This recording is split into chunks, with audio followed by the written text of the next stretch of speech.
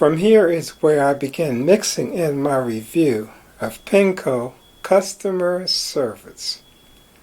Because while it is true that Greg Holliday was the professional installer, and it was his job to see that everything was done from beginning to end, I was still in the mix of everything. I was able to see things and draw conclusions I would not have been otherwise able to do had I not been where I was in the picture of things. The last day Greg was at my house was Sunday, November 1st.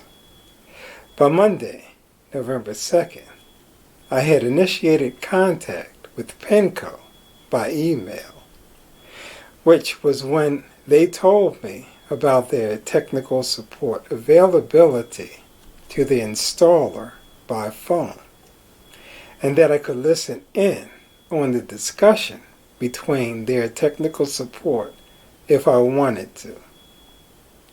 On Friday, I decided to call ahead to Pinko technical support early, even before I got Greg on the line, just to ensure I was able to get through to them. I had already registered my boiler serial number with them, which they had to verify. I was expecting them to want to also verify that I was the official installer, of which they did not inquire at all. He simply asked what the problem was, so I told him about the STA-15 stall out, which I could not get beyond, and that there were 2 extra wires. It was unclear where they connected to. He said without hesitation, they are the 2 wires which go into the flue. He said for me to open the flue, stick in the 2 wires, and close the flue, and everything will work thereafter. So I immediately contacted Greg. I told him I already talked to Pinko technical support and told him what they said, to which he replied, that did not make any sense. He said he cannot see how that would change anything as far as the result. I asked if he were here, how would he try to put the 2 wires into the flue? He said the only thing he could think of would be to drill a hole in the side of it and insert them that way. He was not telling me to do it, but since it was what the Pinko technical support was saying, it was what I will do. By then I was really ready to let Greg go. I remember telling him, have a nice weekend. I did it. I drilled the hole in the flue and put the wires in it. I turned it on. Greg was right. It did not do anything at all. Now it was time to call up Henry with the latest, because he had been kind of persistent as far as wanting updates. I told him what the status was, which he was not happy to hear. He said, Ricky, you need to call Greg up again. You need to tell him he needs to come back and finish the job. I let Henry know I was not going to do that. I said, Greg knows where I live at. His last day here was Sunday. It is now Friday afternoon. If Greg wanted to come back, he would have. All of this will come out in my YouTube customer review. That will speak for itself. By now, I'm ready to move on, to pay someone else whatever much it costs to have them come here to finish the task and get the thing working. But Henry did convince me to call up Pinko technical support once more to let them know what they said for me to try did not work, which I did. I spoke to a different rep this time. He told me the two wires do need to be connected. He said one has to go to the spill switch and the other, I forgot where, he said it needs to be connected to. I let Henry know again what was said. By then, it was Friday evening. It was late in the day. I was tired. The only thing I wanted by that point was to be left alone.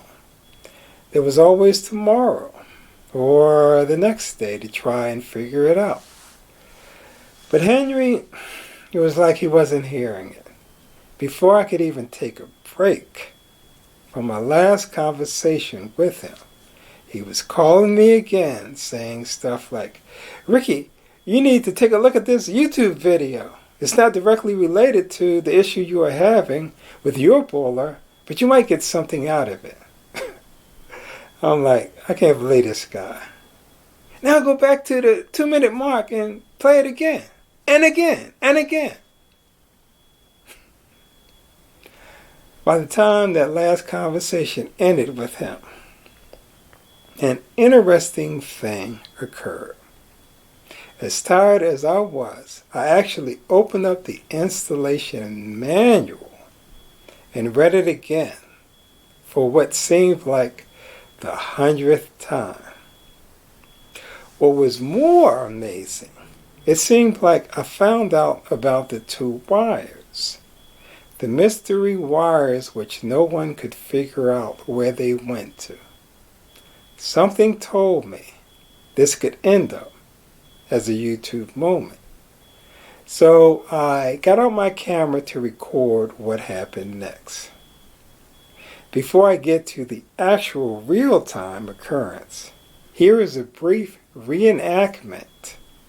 Because I was rushing so much at the time, I failed to zoom in close enough on the desktop view for it to be seen clearly. This is the wiring diagram as it appears in the installation manual. What I began to search for specifically are two wires, and not just any two wires, but two black wires side by side, because I already knew that those two mystery wires were black, and they were side by side. That was when I found them here. The two black wires side by side. Matter of fact, this was the only area within the entire diagram which showed two black wires side by side.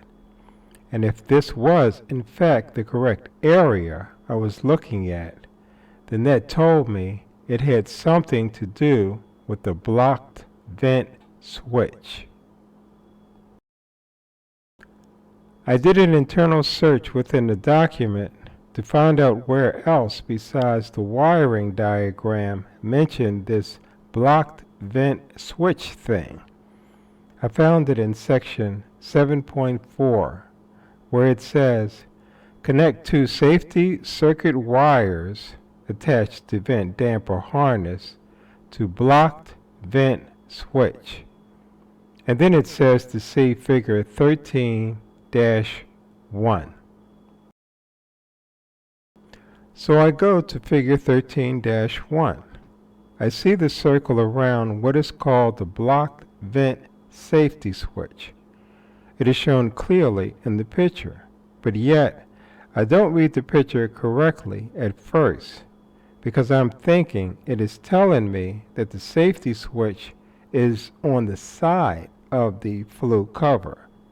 It is not until later on that I realize this is an exploded view, and it is actually trying to tell me, look inside of the flue cover, and that's where I will find it.